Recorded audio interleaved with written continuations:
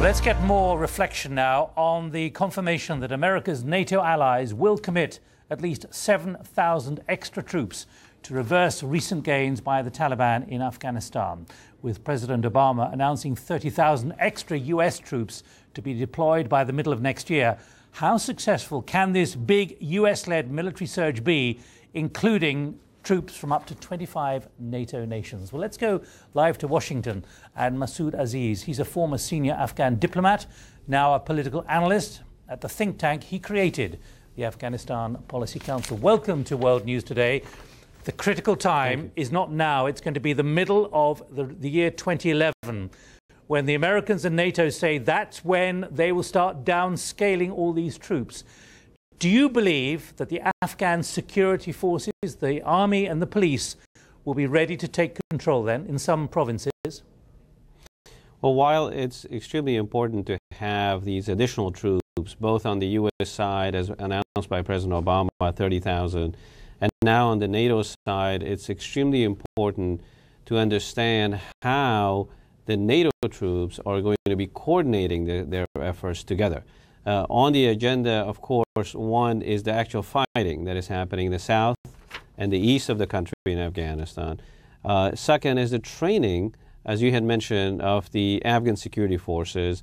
There are extremely important aspects of it. And of course, when it comes to NATO troops, the coordination among the NATO troops themselves, the ISAF troops, have been an issue in the past.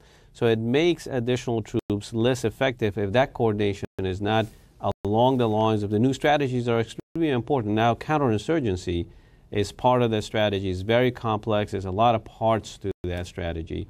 But Masood Aziz, I must press you, because what I'm trying to get to is you're Afghan, you have represented the government officially. Do you believe, this is central to the strategy, it's all very well putting troops there, do you believe that the Afghan security forces, the army and particularly the police, will in any way be ready to begin taking control back to allow all these troops to begin leaving in 2011? Very important question. Obviously, just to make sure, I don't represent the government now. I used to. The effectiveness currently of the Afghan forces is in question. Whether that is going to be able to happen in 2011 in July, that's also a question mark. And that date that has been discussed is only the beginning of the handoff. What is critically important is that we have to be extremely honest when we are talking about building up Afghan security forces, making sure that we don't set ourselves artificial deadlines, both in quality and in terms of quantity. This is not just the Afghan army, but also the police that needs to be much more effective.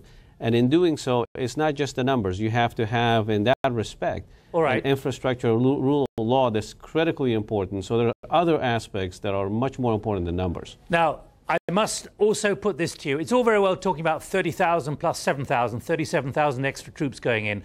There's another separate political punch here. It is that under President Karzai, much more has got to be done to make sure that there's good governance and corruption is eliminated. Otherwise, the support is going to disappear. Has he got that message in the last 2 or 3 weeks?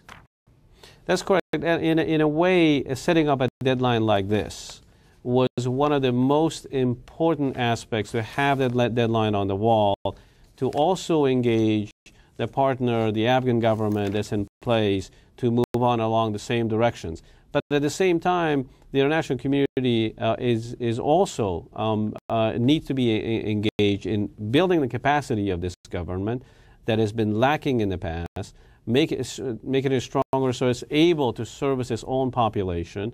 And even in terms of the Afghan national the security forces, even if we increase those numbers, there has to be an infrastructure that links it to a government that is effective as well. So all of this is very important. I think that this deadline will engage everyone to move forward, but there is lots of questions on the table still in terms of the detailed plan on how to do that.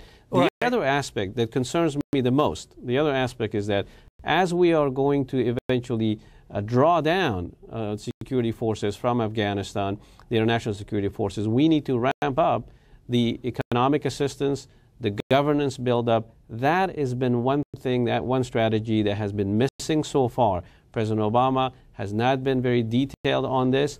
It's extremely important to commit the international security, the international assistance in Afghanistan for a long term as we are drawing down on the troops. That's the aspect of the strategy that's missing. Masood Aziz, thanks for joining us from the Afghanistan Policy Council in Washington, D.C., here on World News Today. Now, something rather